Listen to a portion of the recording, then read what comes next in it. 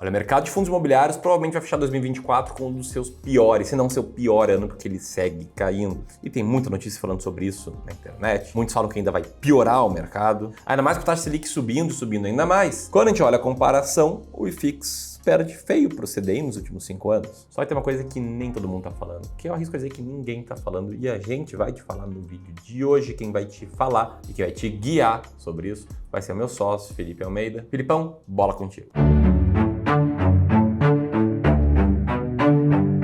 Vamos lá, e a primeira pergunta a ser respondida é essa daqui, ó. Será que o mercado vai mesmo piorar ainda, depois de tudo que já caiu? Vamos dar uma olhada nessa história pra gente investigar um pouco mais. São alguns depoimentos do Flávio Pires, analista de fundos imobiliários ali do Banco Santander. E aí uma coisa que ele fala que eu concordo muito com ele, tudo começa pela mudança de expectativa. Esse ano 2024 prometia ser extremamente favorável para os fundos imobiliários. Então a gente começou com expectativa lá em cima e o que foi acontecendo ao longo do ano foi uma mudança nesse cenário. E aí, por isso, ali, o IFIX chegou a cair praticamente 5% em 2 meses. Aí, pra quem não lembra, lá no começo de 2024, a expectativa da Selic era pra baixo. E aí, as notícias que a gente viu eram o oposto. 3 fatores que podem fazer os fundos imobiliários dispararem em 2024. Só que isso tudo aí não veio, né? E aí, beleza. Seguindo aqui. O Flávio fala da relação inversa dos fundos imobiliários com a Selic. Ou seja, se a Selic volta a subir, isso é ruim pros fundos imobiliários, é o que a gente tá vendo. E aí, ali, no fim, ele deixa que acredita que o cenário deve melhorar apenas no segundo trimestre de 2025. E essa afirmação aqui também se baseia em dados. A gente tem um estudo aqui do próprio Clube do Valor mostrando que nos ciclos de baixa da taxa Selic, que é a linha azul, que a gente vê normalmente é uma alta do IFIX. E nos ciclos de alta, o que a gente vê é ou uma queda no IFIX, ou pelo menos o mercado ficando de lado por muito tempo. Só que mesmo no meio disso tudo, nem tudo é caótico. O Flávio também trouxe ali o cenário para os fundos de papel, que acabam se beneficiando no movimento de alta de juros. E a gente pode trazer exemplos, como o próprio caso do KNCR11, que tem aí mais de 95% da carteira atrelada ao CDI. Aí se a gente lembra que a Selic e o CDI voltaram a subir no Brasil de julho de 2024 para frente, como mostra o gráfico ali, o que a gente vai perceber é que o resultado dos CRIs do KNCR começaram a entregar mais retorno também de agosto para frente. Naturalmente, é esperado que os dividendos também vão sentir essa diferença, sempre com uma defasagem de 3 meses. Então, Selic sobe hoje, os resultados do dividendo dos fundos vai aparecer daqui a 3 meses. E ainda com tudo isso, a demanda pelo mercado de fundos imobiliários nesse ano foi maior do que na de 2023. A gente teve uma entrada de quase 28 bilhões de reais em captação para os fundos, o que é bem maior do que os 17 que a gente tinha até 2023, no período apurado pela notícia. Isso acontece porque os investidores continuam querendo ativos que tenham isenção de imposto de renda, como é o dividendo do fundo imobiliário. Tá, Felipe, mas o ponto é, será que o mercado ainda vai continuar caindo? Vai piorar antes de melhorar? Aí vem aqui a visão do Flávio também. Como a expectativa é ainda de alta para a taxa Selic, o que ele espera ali é que a volatilidade e a perda de valor continue acontecendo para os fundos. E isso aqui também tem um embasamento na realidade, afinal de contas, a gente viu o mercado precificando a Selic podendo chegar a 15%, ou seja, com mais altas ainda. E por fim, ele fala ali nos fundos imobiliários também, melhorando a partir do segundo semestre de 2025. O conselho para os investidores de fundos, e é aqui que entra um ponto onde muita gente fala, Espera o mercado cair um pouco mais, espera a hora certa de investir, espera o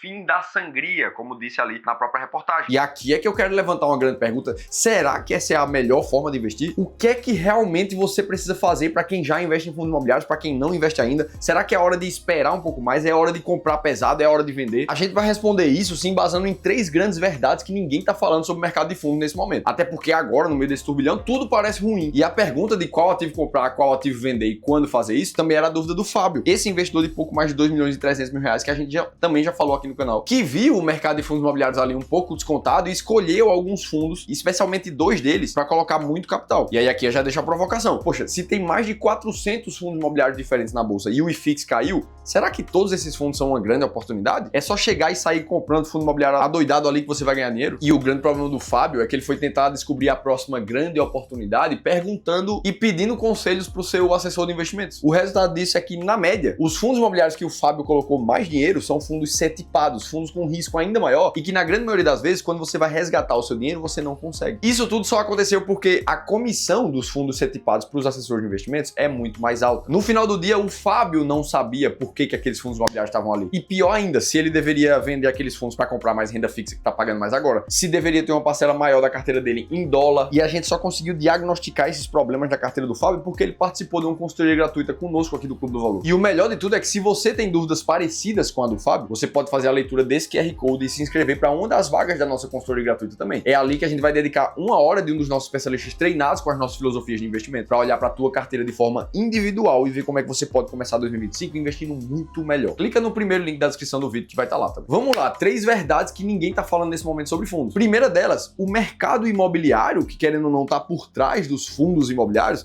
ele também passa por seus altos e baixos. Basta a gente ver os dados ali levantados pela Fipzap. Olha como é que se deu a variação do preço de venda dos imóveis residenciais no Brasil de 2009 para cá. O que a gente vê, por exemplo, é que em ciclos como de 2010 até 2014 ali, o preço dos imóveis ele aumentou relativamente muito bem ano após ano. Agora, do período de 2016 até 2021, mais ou menos, a gente viu o preço dos imóveis ficando bem no 0 a 0, não saindo do lugar por mais de 4 anos. E agora o que a gente vê é uma valorização desses preços de cerca de 6% ao ano, ou seja, demonstrando ali o ciclo de alta, de baixa dessa variação de preço. E coisa parecida acontece com a rentabilidade do aluguel dos imóveis residenciais. Lá em 2010 a gente via também uma média mais próxima de 7% ao ano desse aluguel, e que chegou muito próximo a algo de 4% ali em 2017, 2019, para voltar nesse momento para casa dos 6% ao ano. Sem falar que esse aluguel aqui, ele precisa ser pago no imposto de renda da pessoa física que está apurando. Entram todos os custos de imóveis, taxas de corretagem de administração aqui. Então, na prática, líquido mesmo, a gente vai estar falando de um aluguel de cerca de 3% ao ano. Então, sim, o mercado imobiliário ele passa por momentos de maior facilidade e maior dificuldade. E mesmo assim, com os fundos imobiliários tomando tanta porrada nos últimos meses, a gente precisa lembrar que a maior vantagem por trás dos fundos é justamente o aluguel isento de imposto de renda, caindo todo mês na conta. E que o retorno total dessa classe vem, basicamente, do acúmulo desses dividendos ao longo do tempo. Até se a gente for fazer uma comparação do dividendo atual dos fundos imobiliários com outras possibilidades, como a própria renda fixa, o que a gente vai ver é um spread ali marcado pela parte amarela do gráfico, que fica em cerca de 4 a 5% a mais do que se receberia num tesouro IPCA+